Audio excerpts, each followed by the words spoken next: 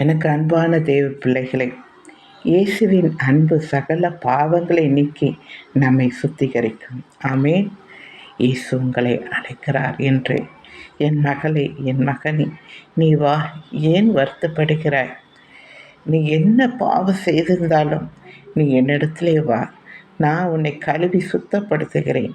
நீ என்னுடைய மகளாக இரு, என் மகனாக மாறு என்று சொல்லி இன்று உங்களை அன்போடு அழைக்கிறார். நீங்கள் பாவத்தை நீங்கள் உணர்ந்தீர்கள் என்றால் ஆண்டவரிடத்தில் போய் அழுங்கள்.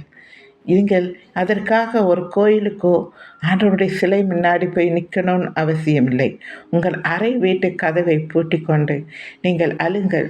நான் இப்படியாக பாவம் செய்திருக்கிறேன் இயேசுவே, என் பாவங்களை மன்னியுங்கள் என்று சொல்லி ஆண்டவர்கிட்ட நோக்கி கூப்பிடுங்கள். முழங்கால் படியிட்டு நீங்கள் எந்த இடத்துல அப்படியே முழங்கால் படியிட்டு அறை கதவை பூட்டிக்கொண்டு நீங்கள் ஆண்டவரை நோக்கி பாருங்கள். அந்த சிலுவையை நோக்கி பாருங்கள்.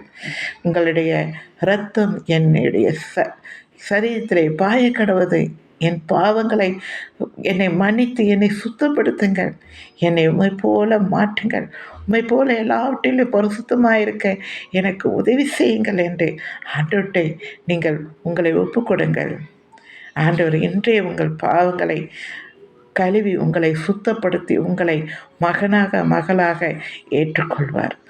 ஆண்டவருக்கு ஒருவனு கெட்டு போவது அவருக்கு சித்தமில்லை. எல்லாரும் மனம் திரும்ப வேண்டும் என்பதற்காகவே நீடிய பொறுமையாக இருக்கிறார். அவருடைய பொறுமைக்கு அளவே இல்லாமல் எத்தனை ஆண்டுகள் போய்கொண்டே இருக்கு பாருங்கள். என்று நீங்கள் மனம் திரும்புவீர்களா? ஆண்டவர் உங்கள் மனம் திரும்புதல் நிமித்தம் பரலோகத்தில் மிகுந்த சந்தோஷம் உண்டாயிருக்குமா?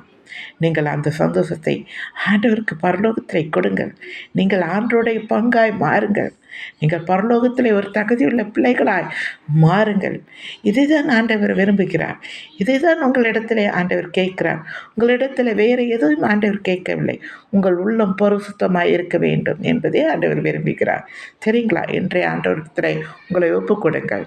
ஆண்டவர் உங்கள் பாவங்களை கழுவி சுத்தப்படுத்துவார். தேங்க்யூ.